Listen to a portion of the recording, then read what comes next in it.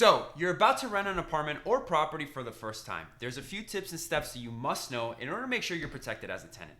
In other words, you need to know what you don't know. And in this video, I break that down. Ready, set, go.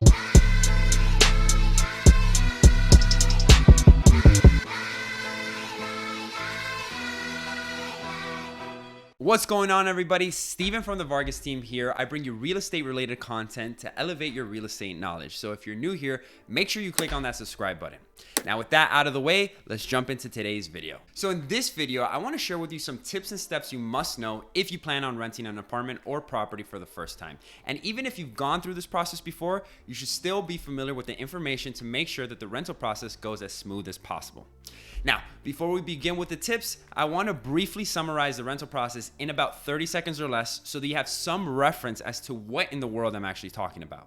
So, 30 seconds on the clock and go. First, you want to locate a real estate agent in your area. Next, your agent will send you properties that are available. Then you will see those properties in person, place an offer on the property that you selected, enter into a contract between you and the landlord, and attend a walkthrough before taking possession. And at that point, you're going to exchange checks for keys and you're done. So there you have it, guys. Now you're an expert in renting properties and you can end this video because you know everything that you need to know. Okay, no, I'm just kidding. But in all honesty, the process is pretty simple. Here are the tips you need to know when renting for the first time. Tip number 1.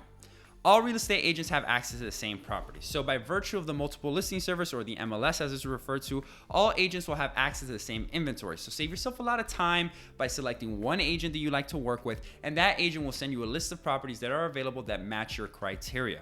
That agent will also coordinate showings on your behalf. So listen, you're a busy person, you have better things to do. So when you find 10 different properties that you like, you don't have to contact 10 different owners, 10 different agents to coordinate those properties. Your agent will do that for you, saving you a lot of time and a lot of frustration. Also, a good agent knows this process and will walk you through the entire steps so you don't have to worry about missing anything. Lastly, depending on the market that you're in, the real estate commission is paid for by the landlord. So you guessed it. In some cases, working with an agent is free 99. Tip numero dos. Before you enter into a contract with the landlord, your agent and you will need to present an offer, and that offer needs to be presented with some documentation. So you as a renter will need to have certain documents on hand.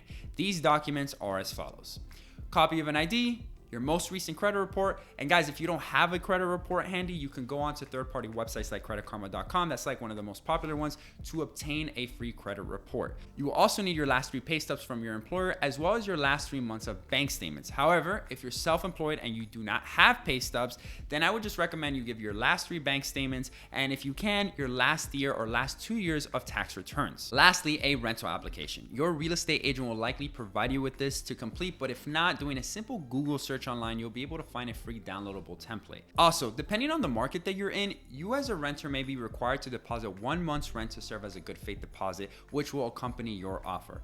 This deposit is usually held in escrow and it's given to your real estate agent. Here's a pro tip, guys. Having these documents ready before seeing any properties puts you as a renter a step ahead from the competition, especially if you're in a very competitive market, because multiple renters competing for the same property just means whoever submits the offer the fastest is going to have the best chance in beating out the competition. So make sure you have these documents on hand, and make sure that when you're ready, you pull the trigger and you don't waste time so that you can beat out those other offers. Tip number 3, most prices are negotiable. This, of course, is going to vary widely depending on your market and your price range, but a good rule of thumb is that the higher end the property is, meaning the more expensive the property is asking for in rent, the more you're usually able to get away with in negotiating. And this has to simply do with supply and demand. Simply put, there are more renters looking on average price properties than high-end properties, meaning that the high-end properties in some cases are going to have a lot less traffic, and the landlord therefore is going to be willing to negotiate more because of that.